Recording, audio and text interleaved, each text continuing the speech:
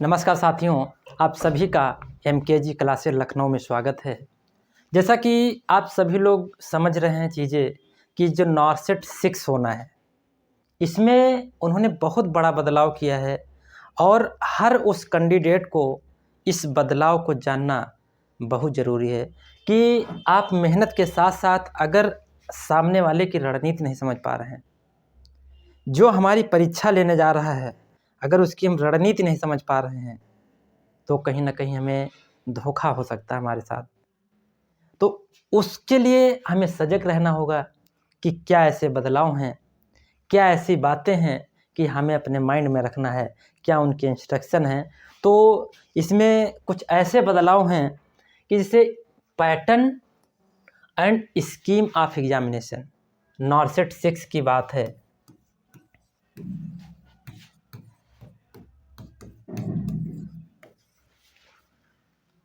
Pattern and scheme of examination, इसमें क्या है कि 2 सक्सेसिव स्टेज में एग्ज़ाम कराने का डिसीजन लिया गया है एम्स के द्वारा। और इसमें स्टेज फर्स्ट जिसको नॉरसेट प्रीलिमिनरी नाम दिया गया, stage second NORCET main exam दिया गया। अब इसमें स्टेज फर्स्ट नॉरसेट प्रीलिमिनरी की जो स्कीम है, इसका एग्ज़ाम कराने का जो उनकी योजना है, उनकी पॉलिसी है, the NORCET preliminary stage is a qualifying examination. उन्होंने कहा है कि जो नॉरसेट की जो स्टेज फर्स्ट है, ये क्वालिफाइंग एग्जामिनेशन है। इससे आगे क्या है, where candidate who qualified in the test will allow to appear in stage second. इसमें जो क्वालिफाइड होगा कैंडिडेट, वो स्टेज सेकंड में अपेयर होने के लिए अलाउ किया जाएगा, बैठने के लिए वहाँ पर अलाउ किया जाएगा, subject to condition as describe below for preparation of list of candidate called for stage second. और इन्होंने कहा है कि जो किन कैंडिडेट को स्टेज सेकंड में बुलाना है, वो लिस्ट जो है नीचे दी गई है। इसमें इन्होंने पहला पॉइंट दिया है, NORCET preliminary will not be used for deciding merit rank for final selection. जो स्टेज फर्स्ट होगा उसमें क्या है, उन्होंने कहा है कि उसको मेरिट के लिए या रैंक के लिए या फाइनल सिलेक्शन के लिए नहीं माना जाएगा। अगला है, the duration of examination shall be 90 minutes. Exam जो है 90 मिनट्स का होने वाला है और 100 MCQ होंगे 100 मार्क्स से, और सभी के 4 अल्टरनेटिव ऑप्शन होंगे। और इसमें फिर क्या है कि जो 100 MCQ होंगे और 20 MCQ जो हैं जनरल नॉलेज से होंगे। 20 MCQ जनरल नॉलेज और एप्टीट्यूड, और 80 MCQ जो है वो related to syllabus of nursing course, और जो पूरे नर्सिंग से संबंधित जो कैंडिडेट पढ़े हैं उसका रहेगा। There will be a negative marking, और इसमें 1/3 नेगेटिव मार्किंग भी रहने वाली है फॉर ईच रॉन्ग आंसर। और फिर question paper will be divided इन। ये सबसे जो बड़ा बदलाव किया गया है, अभी तक आप देख रहे होंगे कि इसमें बदलाव हुआ ही क्या है, क्योंकि अभी तक ऐसा कुछ उसमें नहीं आया। अब क्या है, question paper will be divided in 5 section each of 18 minute, और where each section will contain 20 questions. यहाँ पर 3 चीज़ें आप देख रहे हैं। पूरे क्वेश्चन पेपर को 5 में डिवाइड कर दिए, और एक डिवाइडेशन में जो है 20 क्वेश्चन आए, और उस 20 क्वेश्चन को उन्होंने समय दिया है 18 मिनट।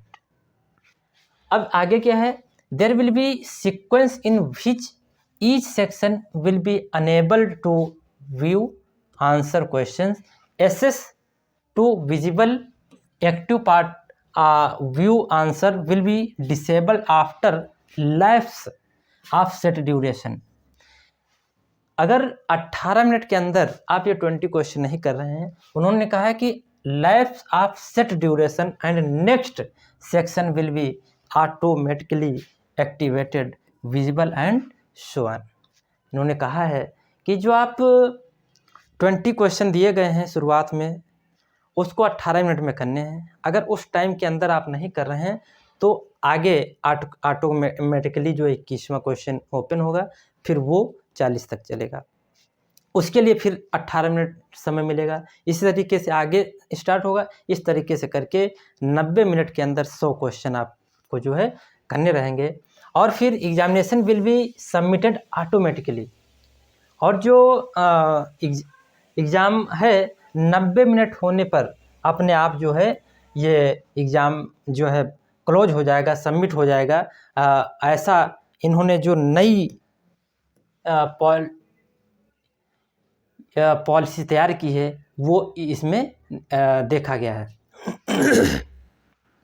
और फिर इसमें क्या है, यहाँ पर बोला गया कि 90 मिनट जहाँ कंप्लीट होगा और इसको क्लोज कर दिया जाएगा। और इसमें जो आगे कोई ऐसे क्वेश्चन जो आप नहीं कर पाए हैं या रिव्यू में छोड़े थे, उनको आप दोबारा नहीं देख पाएंगे। और फिर you will be allow A answer any questions rather than currently active visible part, hence attempt all possible question during the given time period including review, any skipped question marked, आप जिसे रिव्यू के लिए छोड़े या skipped किए, तो ऐसे question आपको 90 मिनट्स के अंदर ही करना है। फिर अगला पॉइंट है qualifying marks in stage first. Stage first में क्वालिफाइंग मार्क्स क्या रखने वाले हैं कि नॉर्सेट preliminary examination will be 50 percentile. इसमें 50 परसेंटाइल बोला गया है, ना कि 50%। इसमें क्या है कि 50 परसेंटाइल पाने वाले अनरिजर्व्ड एंड EWS कैंडिडेट जो हैं क्वालिफाइड माने जाएंगे। 45 परसेंटाइल जो है OBC कैंडिडेट के लिए, और 40 परसेंटाइल SC एंड ST, और जो PWBD कैंडिडेट उनको 5 परसेंटाइल जो है रिलैक्सेशन दिया जाएगा। तो ये चीज़ उसको, ये जो क्राइटेरिया कैंडिडेट फुलफिल कर पा रहे हैं जब स्टेज फर्स्ट एग्ज़ाम देने के बाद, ये क्राइटेरिया जिनकी क्लियर होगी वो जो है स्टेज सेकंड के लिए क्वालिफाइड माने जाएंगे। लेकिन उसके लिए भी कुछ चीज़ें हैं, उसको हम आगे देखते हैं कि स्टेज सेकंड में जो है कौन कौन कैंडिडेट जो है उसमें बैठेंगे। फिर preparation of list qualifying candidate for stage second, जो एक लिस्ट तैयार की जाएगी कि कौन से कैंडिडेट क्वालिफाई हैं किस लिए स्टेज सेकंड में बैठने के लिए, वहाँ एग्ज़ाम देने के। Candidate qualifying as per the scheme of examination in stage first equal to 5 time the total seat in each category on reserve OBC, SC, ST, EWS will be called for stage second subject to following additional point. इसमें कहा है कि जितनी भी सारे AIIMS की सीटें होंगी, पूरे भारत में जितने भी एम्स हैं अपनी अपनी सीट देंगे। उनको शामिल करने के बाद जितनी भी सीट होंगी उसको उससे 5 गुना कैंडिडेट जो स्टेज फर्स्ट में क्वालिफाइड थे उनको बुलाया जाएगा। आप इसको साधारण ये समझें कि जितनी भी सीट पूरे भारत में एम्स में दी जाएगी उसके 5 गुना कैंडिडेट इसमें बुलाए जाएंगे।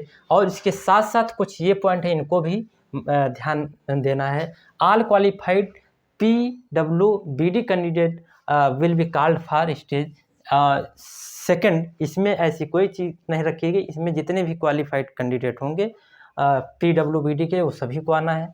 All tie case from the qualified candidate with the last candidate in the list of candidate call for stage first stage second will also be called for stage second.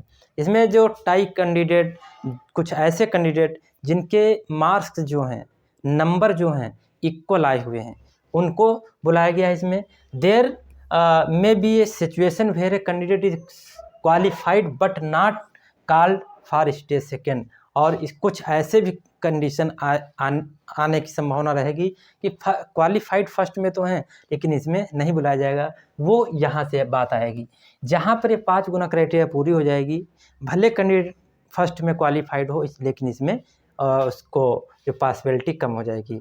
ऐसा इसमें इन्होंने बताया है। फिर स्टेज सेकंड का है, वही तरीका इसमें भी रहने वाला है। 90 मिनट का समय रहेगा, 100 क्वेश्चन होंगे, और फिर इसमें लेकिन सिलेबस जो है सिर्फ नर्सिंग से संबंधित रहेगा और सिनेरियो बेस्ड MCQ पूछे जाएंगे। फिर वही नेगेटिव मार्किंग 1/3 होगी, और जो स्कीम इन्होंने लगाई है कि 5 सेक्शन में डिवाइड किया जाएगा।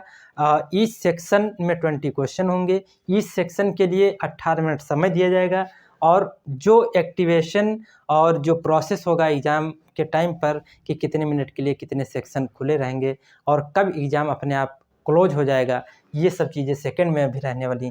ये कुछ विशेष जानकारी थी कि इसका जो एग्ज़ाम पैटर्न है, इसकी जो नई स्कीम है, उससे संबंधित आप सभी लोग जो कैंडिडेट इसमें एग्ज़ाम देने जा रहे हैं, लाखों कैंडिडेट इसमें शामिल होते हैं, लेकिन बहुत सारे ऐसे कैंडिडेट होते हैं कि वो जानकारी नहीं ले पाते हैं कि हमें किन बातों को वहाँ ध्यान रखना है।